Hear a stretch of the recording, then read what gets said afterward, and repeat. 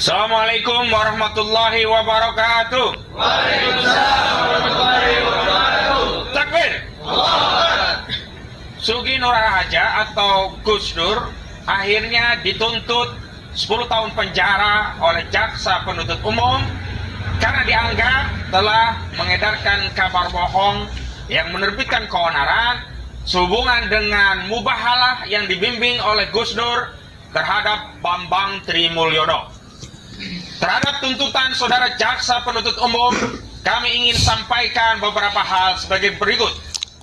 Pertama, hingga sidang terakhir dan sampai agenda tuntutan yang disampaikan oleh saudara jaksa penuntut umum telah terbukti secara nyata, secara meyakinkan bahwa jaksa tidak pernah menghadirkan bukti ijazah asli saudara Joko Widodo, baik ijazah SD, SMP, dan SMA, juga S1-nya, sehingga dengan demikian mubahalah yang menghadirkan Bambang Trimulyono tidak dapat dianggap mengedarkan kabar bohong karena kebenaran keaslian ijazah saudara Joko Widodo tidak dapat dibuktikan di pengadilan. Takbir.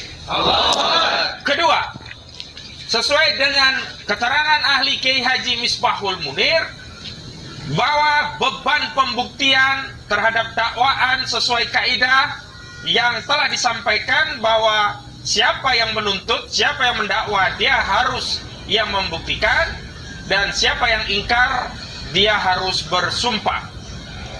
Ya, al-bayinatu ala mudai wal yamin ala man inkaro. Dan secara jelas yang mendakwa adalah saudara jaksa penuntut umum, di mana Gus Dur didakwa telah mengedarkan kabar bohong karena membimbing Bambang Trimulyono melakukan mubahalah soal ijazah palsu Joko Widodo.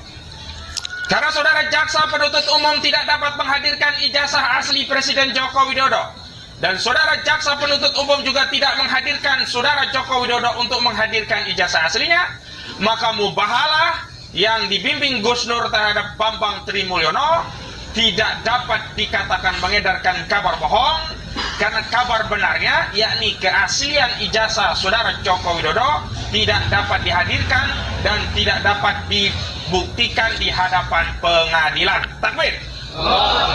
Ketiga, bahwa oleh karena dakwaan saudara jaksa penuntut umum tidak dapat dibuktikan, maka tuntutan 10 tahun penjara yang dituntut oleh jaksa kepada Gus Dur adalah tuntutan yang mengada-ngada, konfirmasi dendam, dan pesanan dari kekuasaan.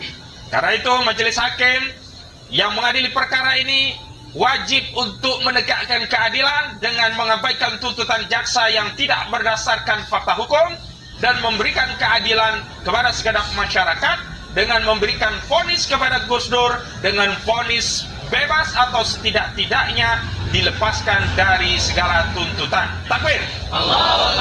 Bahwa yang terakhir, kami sangat menyayangkan Bapak Presiden Joko Widodo yang semestinya punya kesempatan untuk membuktikan dirinya berijazah asli di hadapan persidangan dan akhirnya bisa menutup dan mengakhiri polemik publik tentang ijazah palsu ini, tidak datang ke pengadilan. Dan oleh karena itu Bapak Presiden Joko Widodo sama saja membenarkan keyakinan publik bahwa apa yang ditulis oleh Bambang Trimulyono soal ijazah palsu itu benar adanya.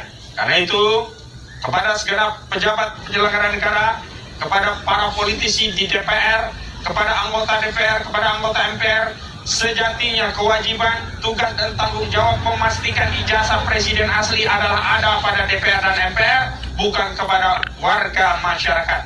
Karena itu meskipun persidangan ini selesai, kami meminta kepada DPR dan MPR untuk segera melakukan tindakan penyelidikan terhadap kasus ini agar bisa memberikan keyakinan kepada publik sekaligus membersihkan legasi sejarah bangsa Indonesia dari tuduhan pernah dipimpin oleh seorang presiden berijazah palsu. Takbir.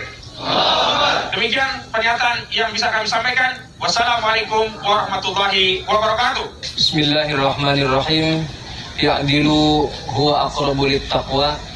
Atas perintah ini marilah kita berbuat adil karena keadilan mendekatkan kepada unsur ketakwaan.